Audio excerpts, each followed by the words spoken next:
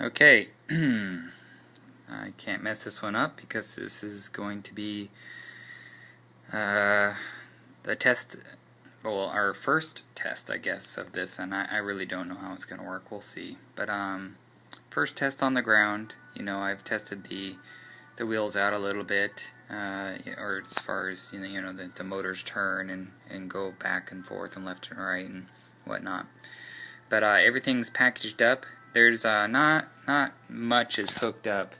In reality, I'm having a problem with this sensor, and I have to pull out a resistor pack and put in a bunch of variables so that I can go through and individually tune these through the comparators when they do. And I'm not sure that this will work great on the carpet. I've only been practicing on white tabletop, so we'll see. So technically, these two sensors here are the only two hooked up, and I have this little piece of foam that I'm going to try to trip this thing to get it to turn. Right now, she's actually powered up.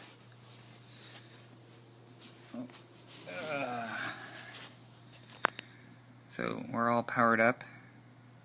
Our motor driver back here is doing the slow pulse. That means it's happy. We got power on our main controller. This is our motor and controller. This one back here is, again, all the subsystems and whatnot, and communication with the laptop. I don't have a laptop hooked up right now. I don't need it. This is my jerry-rigged way to not short out the bottom of this board, because there's a piece of aluminum up here and I just haven't built the platform yet. But I'll get to it. This guy here is really just haphazardly put on there. A battery that hopefully will hold out. I charged it. I don't know if I charged it long enough. Again, power supply and kind of my interface board. And I guess we'll see how this goes. Here's our incoming power. So it's not perfect, but it's on there.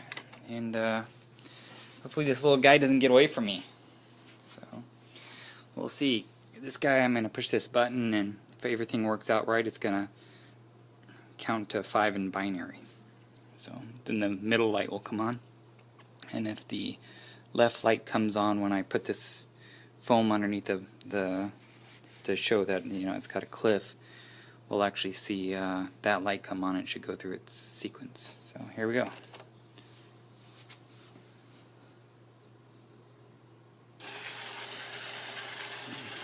That is funny. Apparently I programmed one motor to go backwards. Oh well, we'll see.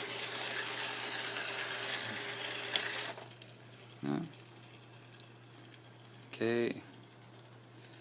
It's backing up. Yep. That's what happens when you don't pay attention. I put in a little hexadecimal 86 instead of an 87. That's funny right there, but actually it's convenient because I don't have to run it down. I was a little worried I was going to have to chuck my phone and run it down. But anyways, we'll try that one more time so you can see this thing trip. I'm just going to put this here.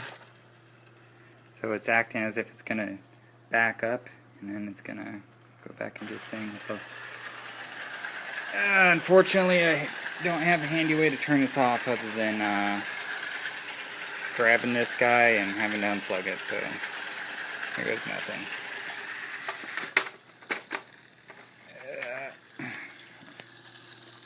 Alright, say goodbye.